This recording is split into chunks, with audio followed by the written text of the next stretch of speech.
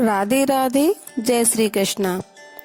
गुस्सा आना एक स्वाभाविक सी बात है, लेकिन जब गुस्सा बार बार आने लगे और हर छोटी चीज पर आने लगे तो यह एक समस्या बन जाती है। ऐसा नहीं है कि गुस्सा करना एक बहुत बुरी आदत है। कई बार लोग प्यार से चीजें नहीं समझते तो उन्हें समझाने के लिए गुस्सा करना एक जायज सी बात होती है, लेकिन कभी कभी ये गुस्सा इतना खतरनाक हो जाता है कि दूसरों के लिए मुसीबत का सबक बन जाता है। जिस तरह स्कूल में जब बच्चे प्यार से कहने पर होमवर्क नहीं करते तो टीचर गुस्से में उन्हें डांटता है या फिर डराता है ताकि बच्चा होमवर्क करे और पढ़ाई करे। तो यहाँ पर तो गुस्सा सही है, लेकिन गुस्से की वजह से कहीं कोई नुकसान हो रहा है, वो गुस्सा जायज नहीं है। निजी जिंदगी में भी कभी कभी हमें गुस्से का सहारा लेना पड़ता है। कुछ लोग ऐसे होते हैं जिन्हें बात बात पर गुस्सा आ जाता है और वो लड़ना शुरू कर देते हैं। हर छोटी सी बात पर गर्म हो जाते हैं और बहस करना शुरू कर देते हैं। तो ज्यादा गुस्सा आना एक ऐसी समस्या है जो किसी भी इंसान को शैतान बना सकती है। जो लोग ज्यादा गुस्सा करते हैं, लोग उनसे बात करना भी छोड़ देते हैं या फिर उनसे मतलब ही नहीं रखते, फिर चाहे वो व्यक्ति घर का हो या फिर बाहर का। गुस्सा हमारे अंदर की एक भावना है जिसे हम काबू में कर सकते हैं। तो मैं आपको आज एक मोटिवेशनल स्टोरी के जरिए बताना चाहूंगी कि गुस्सा किस प्रकार नुकसानदायक। ये कहानी है श्याम नाम के एक लड़के की, जिसका एक परिवार था, अच्छी नौकरी थी और एक बेहतर जिंदगी भी। कुछ समय बाद श्याम की शादी हो गई, बच्चे भी हो गए और जाहिर सी बात है परिवार भी अब बड़ा हो गया था। साथ ही श्याम के ऊपर जिम्मेदारियां भी आ गई थी। धीरे धीरे श्याम अपनी जिम्मेदारियों और घर की जरूरतें पूरी करने के दबाव से बहुत चिड़चिड़ा सा हो गया था। समय के साथ साथ श्याम का जो चिड़चिड़ापन है वह गुस्से में बदलने लगा।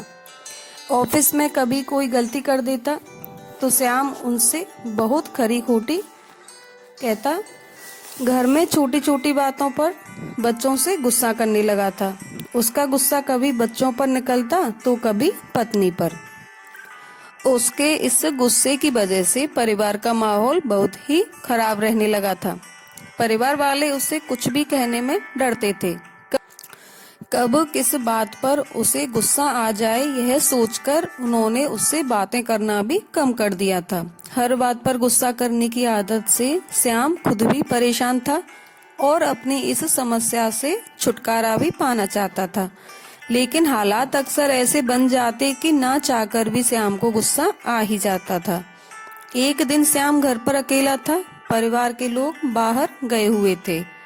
दिन के समय दरवाजे की घंटी बजी और श्याम ने दरवाजा खोला तो देखा सामने एक साधु खड़ा है। बिना कुछ सोचे समझे श्याम गुस्से में बोला, मेरे पास तुम्हें देने को कुछ भी नहीं है, यहाँ से निकल जाओ। साधु शांत रहे और बोले, बिना वजह इतना गुस्सा?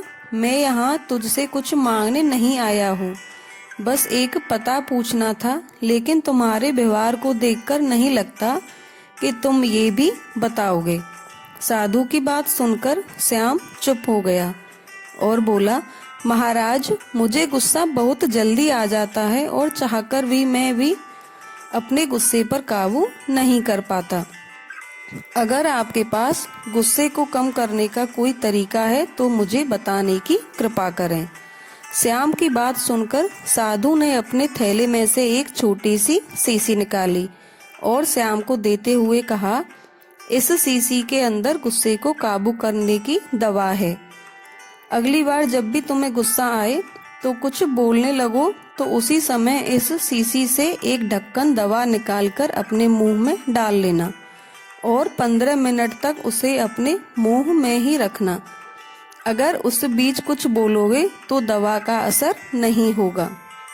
साधु की बात मानकर श्याम ने वो दवा अपने पास रख ली और जब भी उसे गुस्सा आता तो वह गुस्से में कुछ बोलने से पहले दवा मुंह में डाल लेता।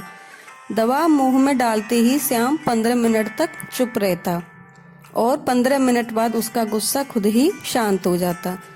श्याम लगातार ऐसा करता रहा और 10 दिनों के अंदर ही श्याम का गुस्सा कम होने लगा और बात बात पर गुस्सा करने की आदत भी छूट गई। कुछ दिन बाद श्याम को रास्ते में वो साधु फिर से मिल गए। उन्हें देखते ही श्याम ने प्रणाम किया और बोला, महाराज, आपकी दवा ने अपना असर दिखा दिया और मेरी गुस्सा करने की आदत भी छूट गई। मेरे ऑफिस और मेरे घर का माहौल भी अब शांत हो गया है। मेरा जो चिड़चिड़ापन था वो भी अब खत्म हो गया है। श्याम की बात सुनकर साधु ने मुस्कुराते हुए कहा, वह कोई दवा नहीं थी, उस शीशी में तो बस पानी भरा हुआ था। गुस्से का इलाज दवा नहीं बल्कि तुम्हारा चुप रहना था। गुस्से का इलाज हम किसी दवा से नहीं कर सकते, उसका इलाज केवल शांत रहकर ही किया जा सकता है। यह कहानी हमें यही सिखाती है। जब भी हमें गुस्सा आता है तो हम उसका उल्टा सीधा बोलने लग जाते हैं या फिर बहस करने लग जाते हैं। यदि ऐसे में हम गुस्सा करने की बजाय शांत रहें तो उसका असर हमेशा सकारात्मक रहेगा, आपके घर में शांति रहेगी। और यदि खुद को शांत नहीं कर सकते तो कम से कम किसी ऐसे काम में लग जाएं जहां आपको खुशी मिलती है। इससे क्या है, आपका मन डाइवर्ट होगा और आप अपना जब मन डाइवर्ट कर पाओगे तो फिर गुस्सा पे ध्यान भी नहीं दोगे। इसलिए गुस्से का इलाज या तो अपना आप ध्यान भटकाइए दूसरी जगह पर या फिर सिर्फ शांति रखिए। शांत मन ही गुस्से का इलाज है। ऐसी ही कहानी सुनने के लिए मित्रों सब्सक्राइब करें राधेयम यूट्यूब चैनल। धन्यवाद।